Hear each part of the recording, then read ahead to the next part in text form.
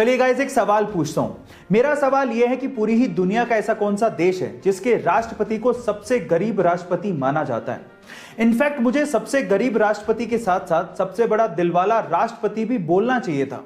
चलिए मैं आपको इसका जवाब देता हूं और मैं ऐसा क्यों बोल रहा हूं यह भी बताता हूं। गाइस, उस देश का नाम है उरुग्वे।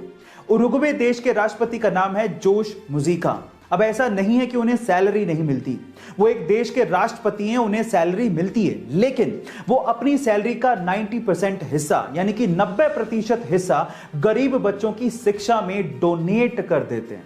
है ना बड़े दिल वाला राष्ट्रपति। गाइस, आपको इस राष्ट्रपति के बारे में जान के कैसा लगा चैट सेक्शन में जरूर लिखिएगा। गाइस, बॉलीवुड के जैसे ही साउथ इंडियन फिल्म इंडस्ट्री को टॉलीवुड कहा जाता है और महेश बाबू टॉलीवुड फिल्म इंडस्ट्री के प्रिंस कहलाते हैं। गाइस, उनका बहुत ही ह्यूज फैन बेस है साउथ इंडियन इंडस्ट्री में। जहां एक और साउथ इंडियन इंडस्ट्री के बहुत सारे एक्टर्स बॉलीवुड में काम करना चाहते हैं, वहीं महेश बाबू बॉलीवुड इंडस्ट्री में काम करने से कतराते हैं, वो काम करना ही नहीं चाहते। उसके पीछे का रीजन जानते हैं? महेश बाबू का यह मानना है कि टॉलीवुड इंडस्ट्री में वो सब कुछ है जो बॉलीवुड फिल्म इंडस्ट्री में है ही नहीं। इवन संभावनाएं टॉलीवुड फिल्म इंडस्ट्री में बहुत ज्यादा हैं और उनका यह भी मानना है कि जब टॉलीवुड में वो प्रिंस हैं तो बॉलीवुड में वो बिगनर की तरह रोल्स के भीख क्यों मांगे। गाइस, इसको कहते हैं एटीट्यूड। आपका महेश बाबू के इस एटीट्यूड के बारे में क्या ख्याल है चैट सेक्शन में जरूर लिखिएगा। और गाइस, ऐसे बहुत सारे लोग हैं जो अपनी जिंदगी में करना तो बहुत कुछ चाहते हैं लेकिन शुरुआत करने से डरते हैं, या फिर शुरुआत में सक्सेस ना मिले तो वो हार मान के बैठ जाते हैं। ऐसे लोगों के लिए मेरे पास एक मोटिवेशन है। उस मोटिवेशन का नाम है नेहा कक्कड़। गाइस, एक दौर था जब नेहा कक्कड़ रात भर जगरातों में गाना गाया करती थी और उसके लिए उन्हें मात्र 100 से 150 रुपए ही मिला करते थे। लेकिन आज वही नेहा कक्कड़ अपने हार्डवर्क के दम पर उस मुकाम पर पहुंच चुकी हैं जहां पर वो एक गाना गाने के लिए 10 से 15 लाख रुपया तक चार्ज करती हैं। गाइस, अब मुझे नहीं लगता कि इसके अलावा आपके लिए कोई इससे अच्छा मोटिवेशन हो सकता है। गाइस, हार मत मानिए, हार्डवर्क कंटिन्यू रखिए, क्या पता एक दिन किस्मत के दरवाजे आपके लिए भी खुल जाएं। लोगों ने मूवीज में सुपर हीरो को तो प्लेन को लैंड कराते हुए और पैसेंजर्स की जान बचाते हुए देखा होगा, लेकिन रियल लाइफ में भी एक ऐसा इंसिडेंट हो गया जो किसी मूवी के स्टंट से कम नहीं था। ये बात है 2014 की, जब एक पैसेंजर प्लेन को लैंड करना था, लेकिन जैसे ही पायलट ने टायर्स को खोला तो आगे वाला टायर ढंग से खुला ही नहीं।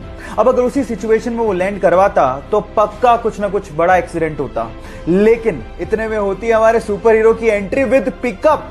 वो एक जीप लेके आता है और आगे के टायर को करवाता है लैंड अपनी जीप में और फिर प्लेन ढंग से लैंड होता है। ये घटना किसी स्टंट से कम नहीं है। बहरहाल, उसने अपनी जाबाजी से बहुत से पैसेंजर्स की जान बचाई, तो इस बंदे के लिए 1 लाइक तो बनता है। लाखों बच्चों को पीछे छोड़ते हुए एग्जाम में टॉप करना कोई छोटी बात नहीं है, और कुछ ऐसा ही कर दिखाया पिछले साल के 10वीं एग्जाम के रिजल्ट में नंदिनी गर्ग ने, जिसने 500 में से 499 नंबर बनाए। अब उसकी सक्सेस के पीछे टोटल 5 रीजंस हैं जो उसने शेयर किए। नंबर 1, एनसीईआरटी से अच्छा बुक है ही नहीं, बहुत ध्यान से पढ़ो।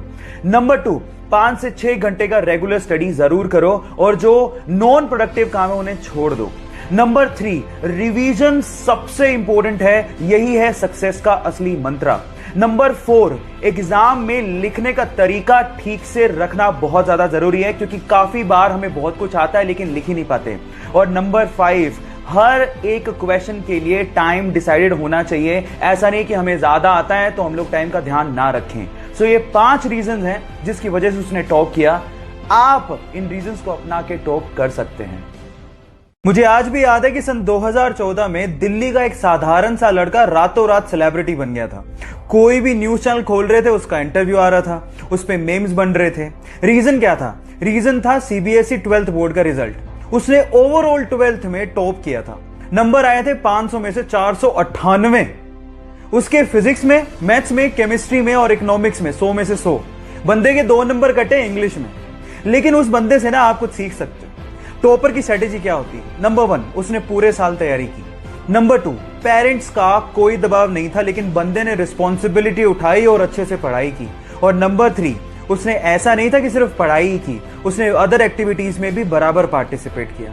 तो मेरा आपसे एक सवाल है, क्या आप पूरे साल भर से तैयारी कर रहे हो या रात भर में ही लगे हो? जवाब देना मत भूलिएगा।